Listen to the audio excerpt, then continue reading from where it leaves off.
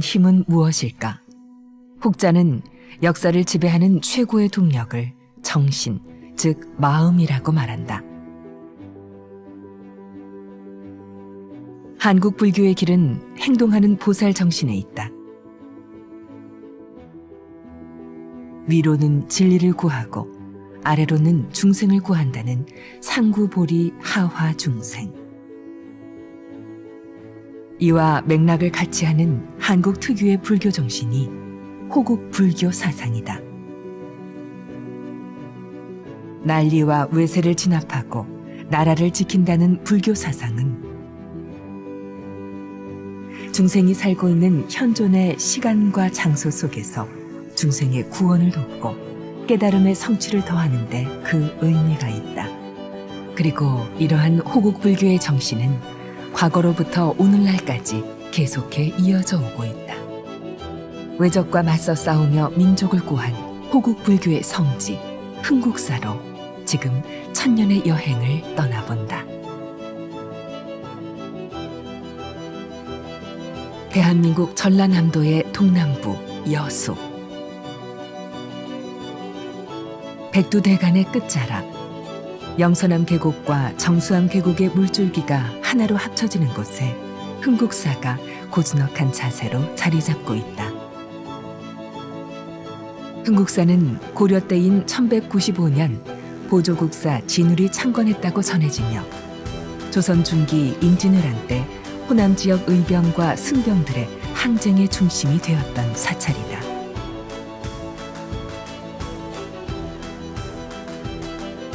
이 절이 흥하면 나라가 흥하고 이 절이 망하면 나라가 망한다는 염원이 담긴 비보사찰. 글자 그대로 돕고 보호한다는 의미를 담고 있다.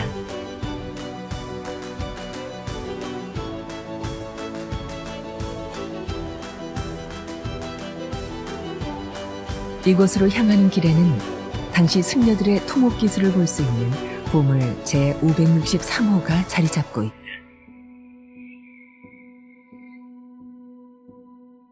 여수 흥국사 홍교는 1639년 조선 인조 17년에 세워진 다리로 지금까지 알려진 무지개형 돌다리 중에서 가장 높고 가장 길다. 무지개 돌다리 그래서 홍교입니다. 보물 제563호고요. 1639년도 그때의 흥국사 사찰의 주지스님이셨던 괴특대사가 지금의 방식으로 쌓아 올려놨습니다. 지금 그 아래를 쳐다보면 안반석, 탄탄한 안반석을 기반으로 해서요. 화강암 86개, 86개가 이렇게 반원형으로 서로의 무게와 이런 것들을 다 맞춰가지고 저렇게 자연공법 그대로라고 말씀드리는 게 맞을 것 같습니다.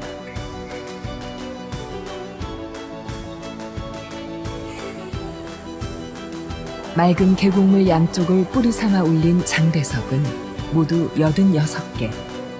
이를 각이지게 짜올려 반원을 이루도록 구성한 짜임새는 기술적으로도 뛰어나거니와 맑은 물 위에 반달 모양으로 미학의 극치를 보여준다.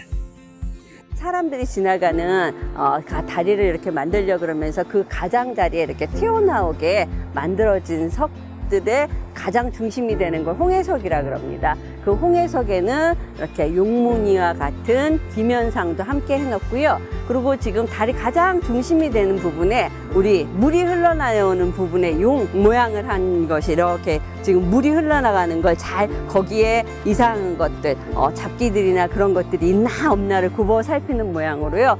용의 아들 공하라고 합니다. 다리를 건너는 모든 중생들, 사람들을 보호하기 위한 염원이 담겼다고 보시면 될 것 같습니다. 불교에서 용은 호법과 호국, 호민을 뜻한다. 저 고통의 세계에서 불국의 세계로 건너는 다리에 모든 중생들을 보호하겠다는 의미가 함께 담겨져 있는 것이다.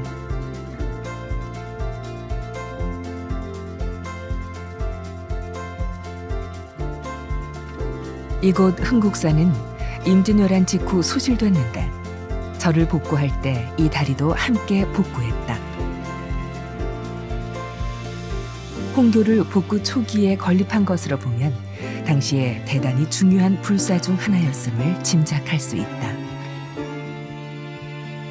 쇠속과 불국토의 갈림길, 홍교를 건너야만 절로 들어갈 수 있었던 옛길은 통로 이상의 의미를 담고 있었다. 우리 민족의 뼈아픈 역사, 그 속에서 승려들은 백성과 더불어 전투 준비를 했고 군사 훈련을 했다. 1592년 8월경부터 승군들이 모여가지고 한 400명 정도가 모여서 이곳에서 군사 훈련을 받고 스님 수군이 되기 위해서 여기서 출정식을 하고 나서 정말로 살생을 하면 안 되는 스님들이 백성들을 보호하기 위해서 전투에 나가면서 마음가짐은 다시는 살아서 돌아오지 못할 다리, 그런 마음으로 건넜던 다리입니다.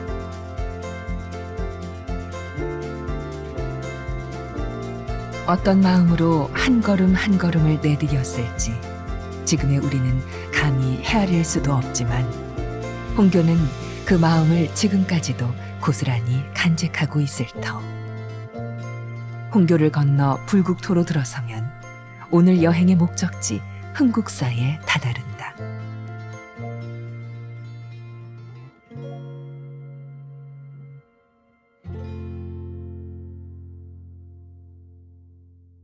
흥국사는 많은 보물을 거느린 사찰로도 알려져 있다.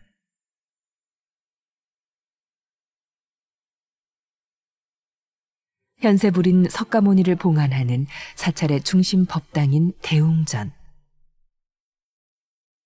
대웅전 역시 임진왜란으로 전소된 후 1624년 개특대사의 설계 도면으로 승려 목수 41명이 원을 세워 중건했다.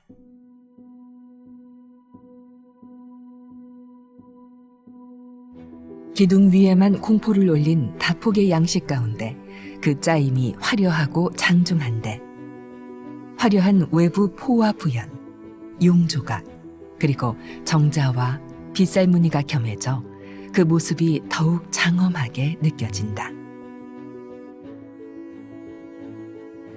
큰 함선 안에 우리 중생들이 타서 부처님의 법, 피안의 세계를 향해서 떠나려고 큰 함선에 타서 지혜를 찾아서 지금 떠나는 곳이고요. 고통이 없는 편안한 세계. 저기 지금 거북이 모양 같기도 하고 용의 모양 같기도 한 빛을 밝히는 장명등이 놓여져 있고요. 그러고서 지금 이 함선을 수호하려고 용들도 여기 지금 있습니다.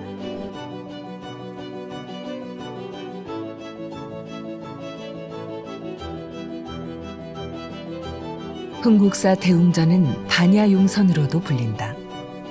반야용선이란 지혜를 깨달아 피안의 세상으로 건너게 해주는 배로 여겨 축대에 거북, 개, 해초 등의 바다 생물을 새겨 넣었고 정면 계단의 양편으로는 용을 조각하여 배를 호위할 수 있도록 했다.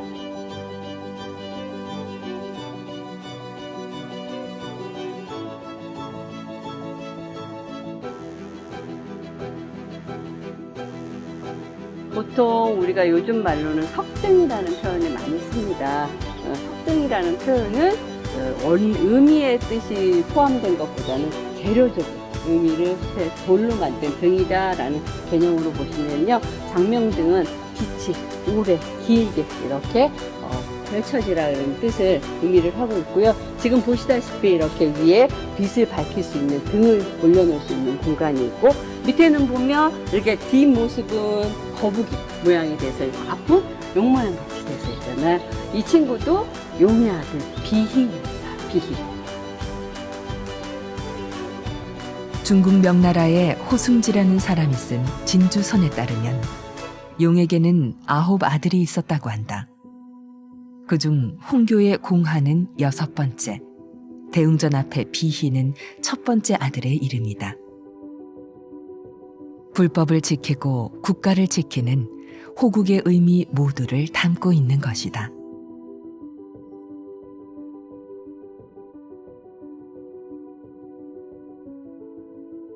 보물 제396호로 조선 중기 이후의 건축 기법을 잘 간직하고 있는 흥국사 대웅전. 고뇌의 차 안에서 허덕이는 중생을 피안의 세계로 인도하는 반야용선 안에는 목조 석가 열의 삼존상이 모셔져 있다.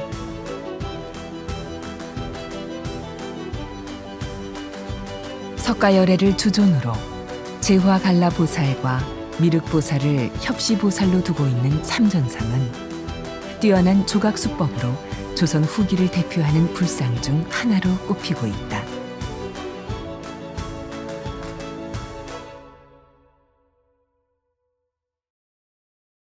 묵중한 신체와 양감이 강조된 얼굴, 통통한 팔과 손이 공통적으로 나타나 있는데 다리의 옷주름은 흡사 물결치는 파도와 닮아 있고 장방형의 얼굴에 새겨진 표정은 아직도 생생하다.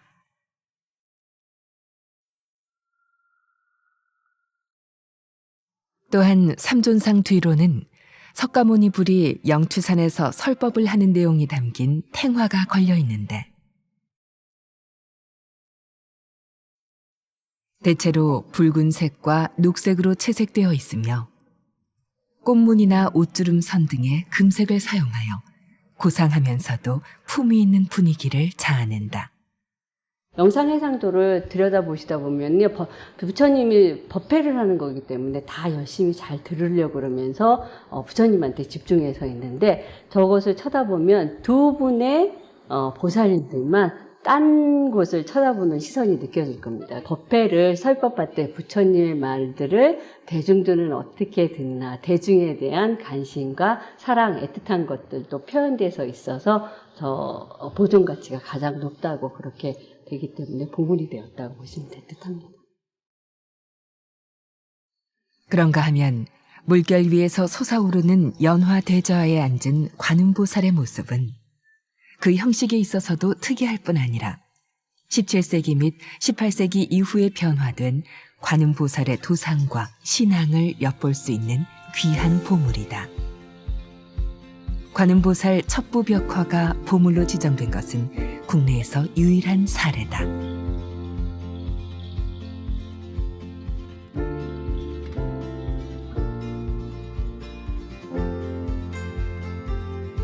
대웅전에서 우측으로 약 100m 떨어진 곳에는 원통전이 자리 잡고 있다.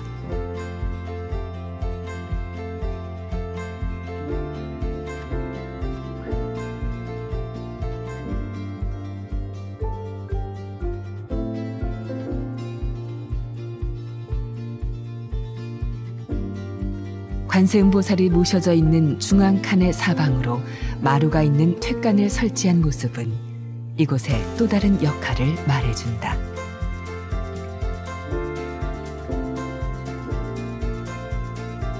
원통전은 관세음 보살님이 계신 정각이다 이렇게 아시면 되고요. 근데 이 우리 여수의 흥국사의 원통전은 정각이 아주 특이합니다. 왜 그러냐 그러면 여수는 바닷가입니다. 바닷가여서 주변에 이렇게 단단한 화강암들이나 이런 돌들이 많지 않기 때문에 예전부터 사찰에 탑을 지어놓는 곳이 없었습니다. 그래서 전각이면서 탑의 기능을 할 수 있도록 만들어졌다 보시면 될 것 같아요. 그래서 보시면 앞에 이렇게 관세음보살님이 안에 모셔져 있고요. 기도를 마치고 나와서 이렇게 탑돌이를 함께 전각을 쭉 돌 수 있도록 만들어진 그런 묘미가 있는 원통전입니다.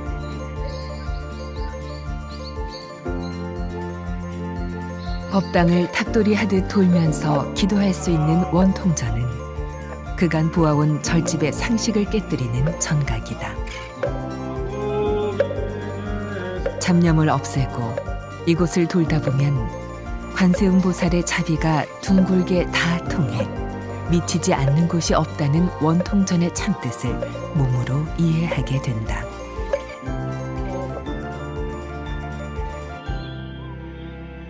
임진왜란 당시 우리나라에 유일하게 수궁 승병이 있었던 곳으로 호국 불교의 성지였던 여수 흥국사. 불교에서는 살생을 금하고 있지만 국가와 중생을 지키는 것 또한 불교의 가르침이다.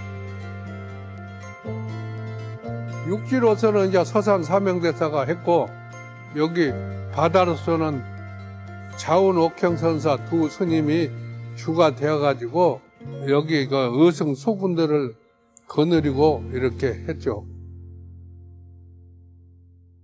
임진왜란 초기의 육지의병들이 관군과 별도로 움직인 것과 달리 의승수군은 관군의 일원으로서 지시를 받으며 전투에 참여했다.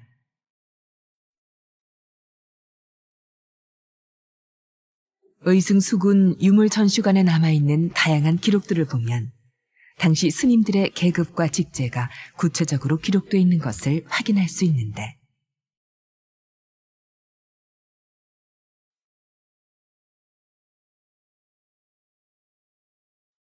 이순신 장군은 의승수군을 두고 적을 토벌할 적에는 현저한 공이 많았으며 나라를 위한 분개심이 처음부터 끝까지 변하지 않았다고 평했다.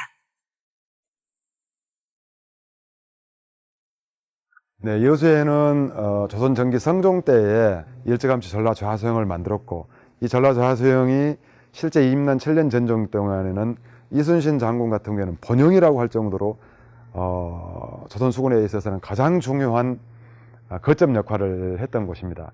바로 그러한 지역에 흥국사가 있습니다. 그래서 이 흥국사에서 여러 수군들이 집결체가 돼서 우리나라 수군의 주진사가 되었지 않나 싶습니다. 전시관의 다양한 전시품 중에 눈에 띄는 것이 바로 공북루라고 쓰여 있는 나무 현판이다. 이는 임금이 계시는 북쪽을 향하여 두 손 모아 절을 하는 물루라는 뜻으로 1593년에 이순신 장군이 직접 썼다고 전해진다.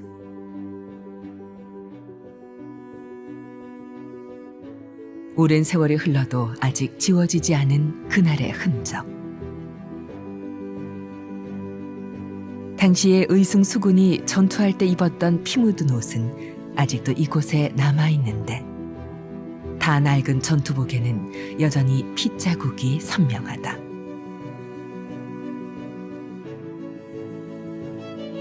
적과 싸우다 죽고 다치는 모습이 저절로 떠오르는 참혹한 핏빛 유품들이다.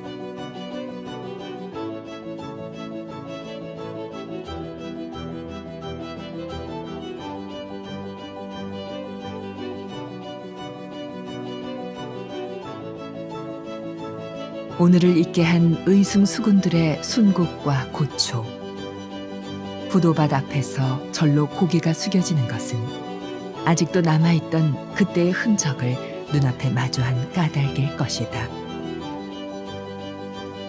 전라도의 불교계를 이끌었던 대표적인 인물들의 부도밭으로 비교적 잘 보존되어 있어 이 지역의 역사와 한국 불교사를 이해하는 데 매우 중요한 유적이 되고 있다.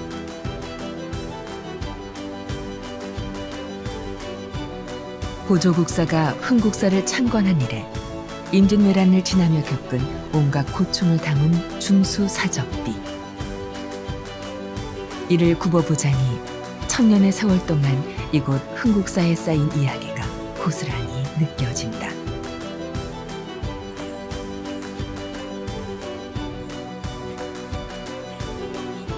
임진왜란 당시 나라와 중생을 살리기 위해 기꺼이 온몸을 붉은 피로 적셨던 흥국사.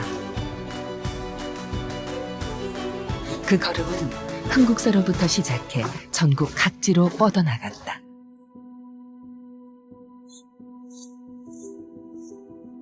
성병장으로 주둔을 하면서 바다뿐만 아니라 육지에서도 흥국사의 이런 그 의승군들은 활약했다는 점이 대단히 중요하다고 보여집니다.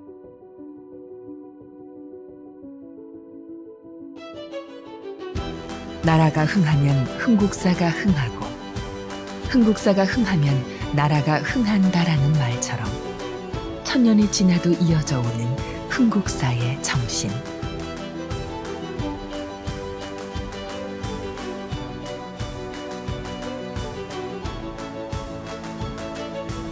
위기로부터 목숨을 걸고 나라를 지키며 중생을 깨달음의 길로 인도해온 흥국사의 숭고한 정신은 현재를 살아가는 우리에게 더 나은 내일로 향하는 길을 안내해 줄 것이다.